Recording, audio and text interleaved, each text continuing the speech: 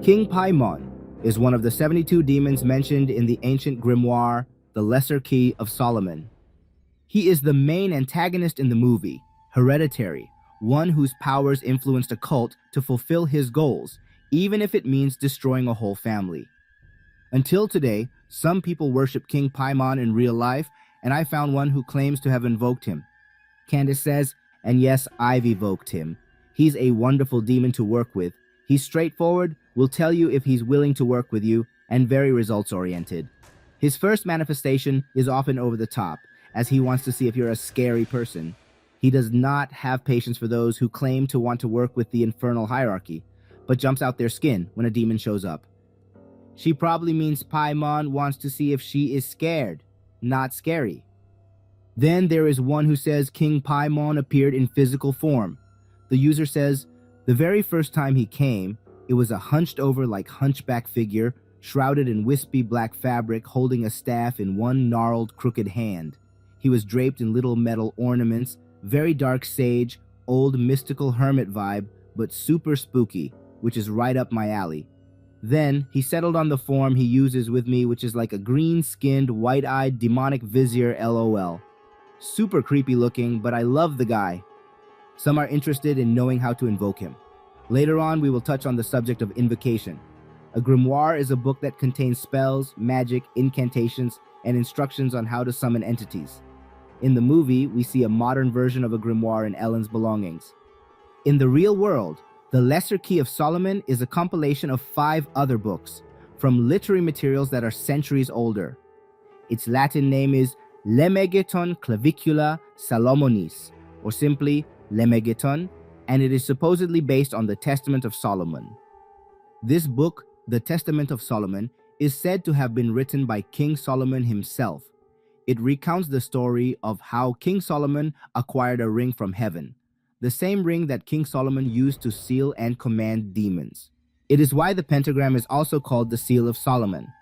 Later on, the Lesser Key of Solomon was compiled together anonymously and is divided into 5 books. These are the Ars Goetia, the Ars Deorga Goetia, the Ars Paulina, the Ars Almadel, and the Ars Notoria.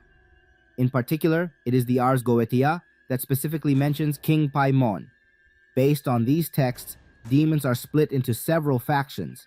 These are kings, dukes, princes, marquises, earls, knights, and presidents. All these demons have their sigils, and each class has a specific metal material that represents them. For kings, it is gold.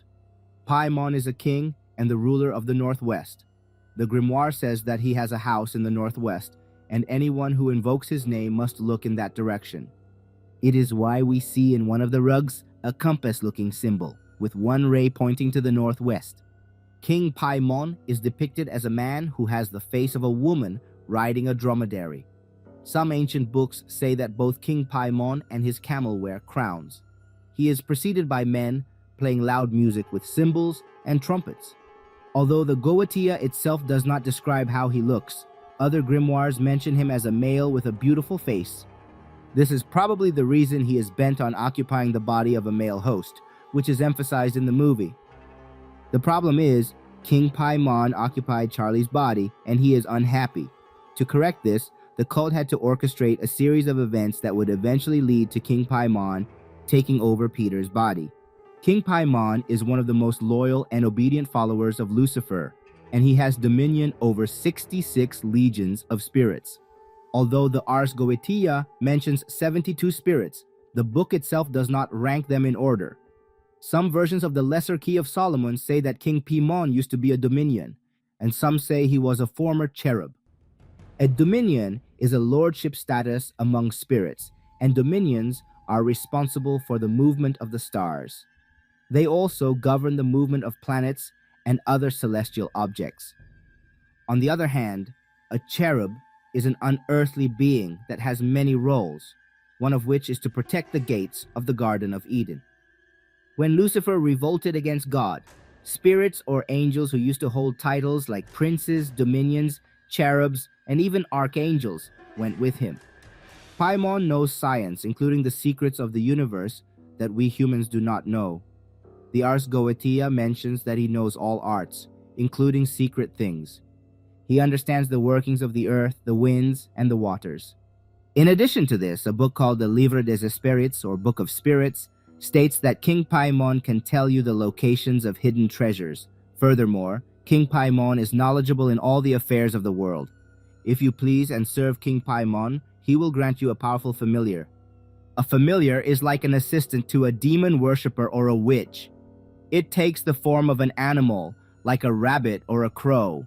Some witches have an owl, which explains Hedwig in the Harry Potter lore. A witch's familiar can be any animal, like a dog, a black cat, or even a toad. The familiar can also share knowledge with the witch, knowledge that only spirits know.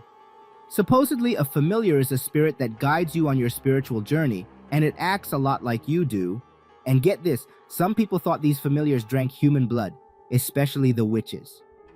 They were even said to suck blood from the witch's fingers, nipples, warts, moles, and other protuberances in the body. There is an ancient artifact called the Book of Abramelin, which recounts the story of an Egyptian mage named Abraham. This book says that King Paimon knows about past and future events. He can make spirits appear, create visions, and reanimate the dead. He can do all these things at the behest of the magician. Many demons need a human host. They must possess a body to be able to interact with the physical world. It is why King Paimon's cult in the movie is bent on putting him in Peter's body. According to the Liber Officiorum Spirituum, or the Book of the Office of Spirits, King Paimon has a hoarse voice in his native language. The conjurer, however, can command him to speak in any local dialect. To successfully call upon King Paimon, you must do it at the right time, in the right setting, with items, offerings, mantras, and opening and closing incantations.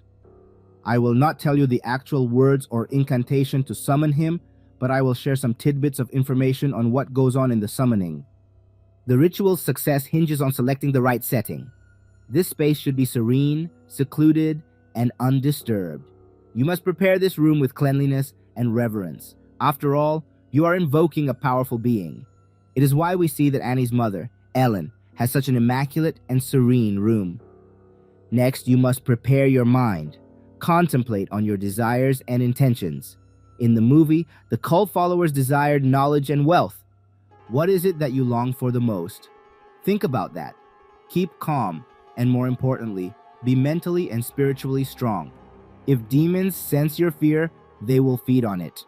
Next, you need a metal tile altar that has King Paimon's sigil.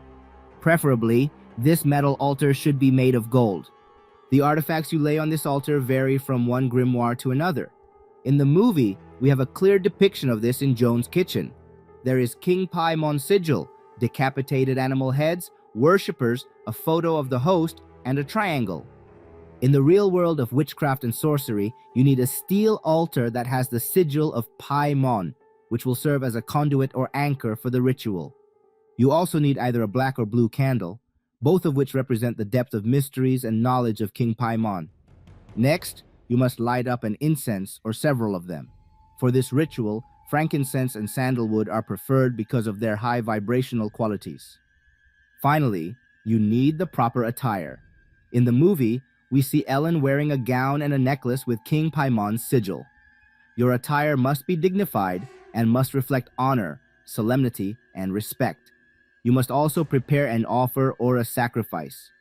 Modern witches say that the best ones to offer to King Paimon are fine wine, artworks, precious metals or jewels, poetry or music, handmade talismans, fresh flowers, gifts of knowledge like books and bread. These offerings must be of high quality, and they must also represent King Paimon's attributes. In the movie, the offerings that we see are the decapitated animal heads and the handmade artifacts that Charlie made. The next step is to recite the mantra, the same mantra that Joan gave to Annie. Supposedly, King Paimon will appear and speak to you in an ancient tongue only known to spirits and demons.